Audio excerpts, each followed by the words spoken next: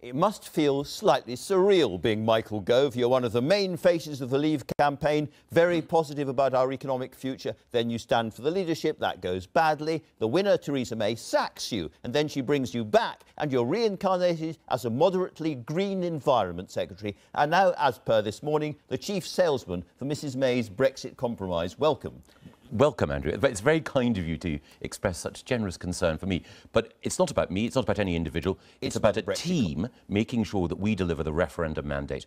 And when you had Sadiq on earlier, I felt it was interesting and troubling that he wants essentially to frustrate the vote that we had 2.5 years ago.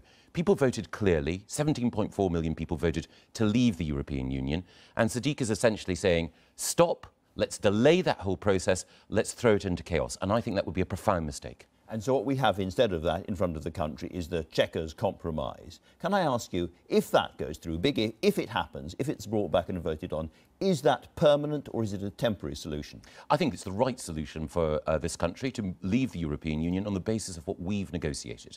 And I think it's absolutely right because we would be outside the single market, we would be outside the customs union, we would be outside the common agricultural policy and outside the common fisheries policy.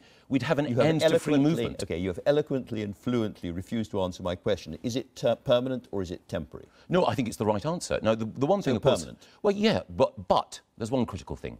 A future Prime Minister could always choose to alter the relationship between Britain and the European Union. But the Chequers approach is the right one for now because we've got to make sure that we respect that vote and take advantage of the opportunities of being outside the European Union. This week, as Environment Secretary, I had the opportunity to explain in detail how we could enhance our environment and at the same time improve food production outside the European Union on the basis of the deal that the Prime Minister has put forward.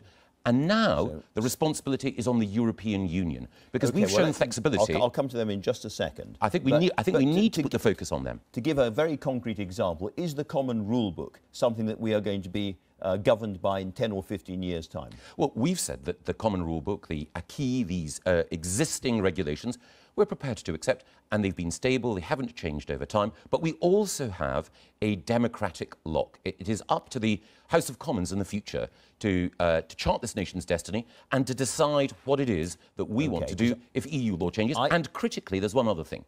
The bulk of our economy, as you know, is services, and that will be outside the common rule book. What we do is we have an approach which allows us to have goods moving freely into the European Union without tariffs and quotas, but at the same time we allow the growing part of our economy to be free of EU regulations. So that's your real message to fellow Brexiteers, is you may hate the Chequers compromise, but don't worry, we'll be out in March and then we can do what we like. Well, my message is we must ensure that we honour what the British people wanted us to do in that referendum vote, and that means leaving the European Union. And the proposal that the government have put forward is the only proposal on the table which answers in detail all of the concerns that people have, and at the same time critically. It challenges the European Union to say, well, what will your response be? And so far, we've heard from individual European politicians who've acknowledged that there has been flexibility on the part of the British government and compromise, because as I said, the 2 days after... It certainly has been compromised. Absolutely. Can I ask you about the other side as well? Yes. Which is, I mean, crucial to the Chequers idea is that we take tariffs to them and they do the same for us.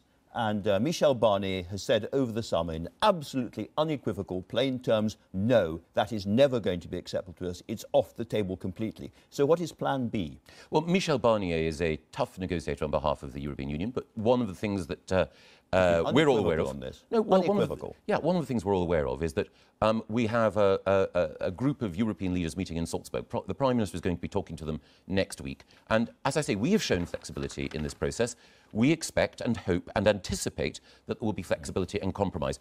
I've compromised. I've been quite clear that, that some of the things that I argued for in the referendum passionately, as a result of Chequers, I have to qualify one or two of my views.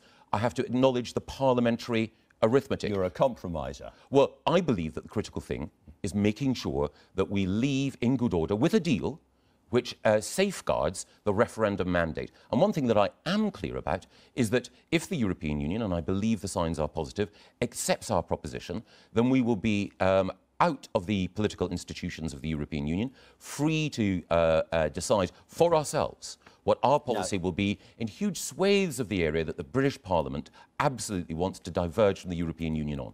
There's one bit of really good political news for the government from Europe this week. One leader who said, "We would like a fairer Brexit because we love the British and have always cooperated well. You deserve a good deal." Are you pleased to have the support of Viktor Orban of Hungary? Well, I think the truth is actually that there are a swathe of EU leaders who want the best possible relationship with Britain. Let's stick with that one. Well, I think one of the things is that I'm not a, what's the word? It's not for me to rank a league table of EU leaders and to say that one is my favourite or that one I have less time for, because I believe in cooperative diplomacy. I believe in generosity of spirit towards our EU partners, and I would say that there have been a range of EU leaders, all of whom have said that they want to ensure that they have the most positive relationship afterwards. Indeed, Michel Barnier himself said that he wants to have a relationship with the UK, which is the best relationship between the EU and any third country. And I know that... OK, you're trying to get off Viktor Orban, and I can exactly see why. Let's remind ourselves who he is. He is a very, very authoritarian right-wing leader of Hungary. He's called migrants poison and Muslim invaders.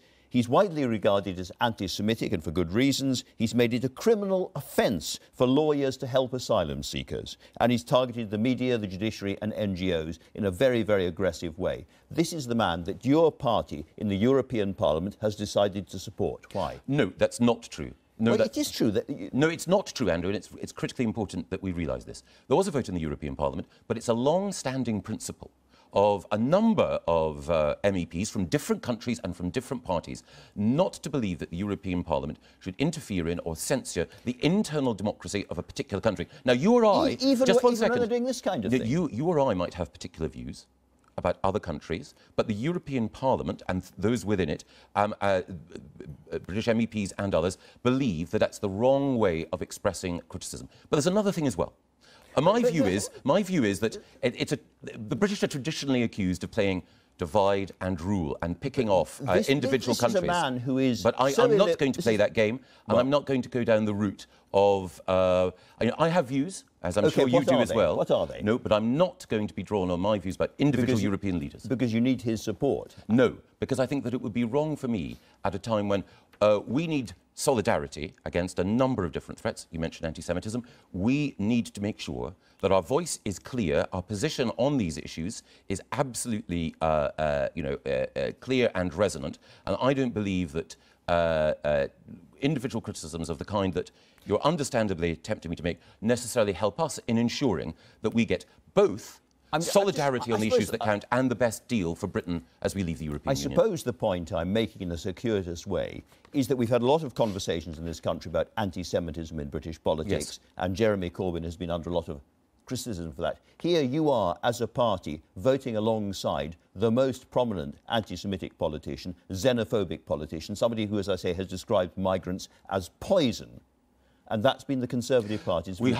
No, I think it's critical. You voted with him? No, it's not the case that we voted to support him. It is the case that the MEPs declined on this occasion, as they have on a number of occasions in the past. And there were people from a variety of different parties and a variety of different countries that declined to do so. But that is very, very far from endorsing or supporting the position that he takes. So why does your good friend, long-time friend, Danny Finkelstein, Lord Finkelstein, a Conservative peer, describe this vote as very distressing and a shameful thing to have happened? Well, I have enormous respect for Danny, and I wouldn't criticise Danny.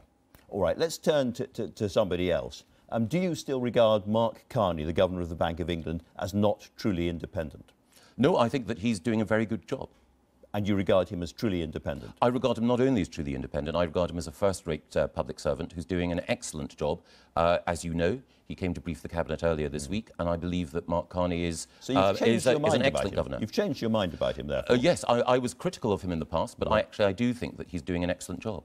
And so when he talks to the Cabinet, and you were sitting there at the time, And he says, of a range of possibilities that might happen as a result of no deal and various other deals and Brexit, we could see house prices in this country falling by 35%. Do you regard that as just part of Project Fear or a serious warning that you have to think about?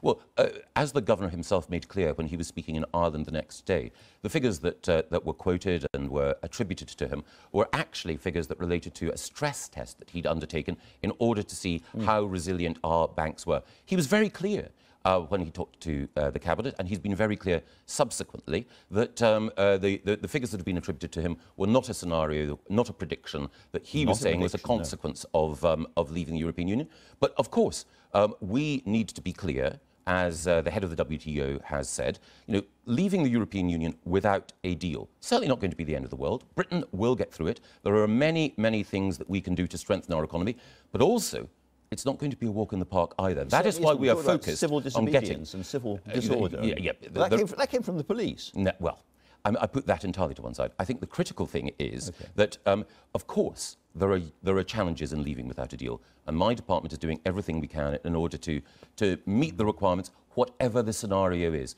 That's why we're focused on getting the best possible deal for Britain, and the proposition that the government has put forward allows us to honour that referendum mandate, to ensure that the 27 EU leaders can all feel that Britain is entering a new partnership, and also, critically, the British people will be reassured that we are doing the right thing, honouring the referendum mandate, taking back control in agriculture, in fisheries, over our economy, and critically also ending free movement so that we decide who comes here and on what terms.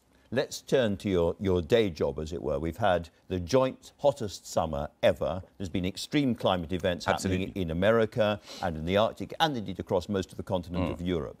Are we going to hit our carbon emission targets for the 2020s? I believe that we have to. I believe that it's critically important that we all take the steps. In the UK, Climate Change Commission or Committee has said that we're not on target at the moment to meet those targets. No. There is a lot more that we need to do. And I think everyone will have been aware that the weather events this summer reinforce the nature of climate change, and it poses a challenge to us all. But the really important thing I think about climate change is not only do we need to make sure that we produce less carbon into our atmosphere, that greenhouse gas emissions drop, we also need to take the steps to deal with that change in our climate. And that means making sure that we have security of water supply. That means making sure that we have the flexibility to support agriculture and to support food production in new ways. And that's why the agriculture bill that we've introduced this week puts such an emphasis both on changing food production so we support productivity, but also on doing the right thing for the environment. And that means everything from planting more trees, because they help sequester carbon in the atmosphere, to making sure that some of the agricultural methods of the past change in order better to support wildlife. But you agree that we need to do better when it comes to climate change? Yes. I mean, one example is you've said that you want to see no more diesel or petrol cars on our roads after 2040. Many other countries have said the same thing, but 2030. Don't we have to be more ambitious about the target that you have? Our target is one of the most ambitious in the world, and I think that what we need to do is to make sure that, as the government is doing, that we invest in the new technology. It's not just making sure that we reduce the amount of greenhouse gases that are stimulating climate change. It's also the case that the health of our children, Andrew, is affected by some of the matter that comes from those exhausts. And we, as the Prime Minister pointed out this week, are investing in new technology to make sure that Britain is a leader in ultra-low emission vehicles. And that's not just good for the environment and public health. We agree about all of that. It's also very, very good for Britain's industrial position, because we're a leader in a new technology the world wants. How many badgers do you plan to kill this year? I personally don't plan to kill any, but it is a very serious issue. You're, of course, referring to the need for us to deal with bovine TB. Last year, more than 30,000 cattle died as a result of this disease.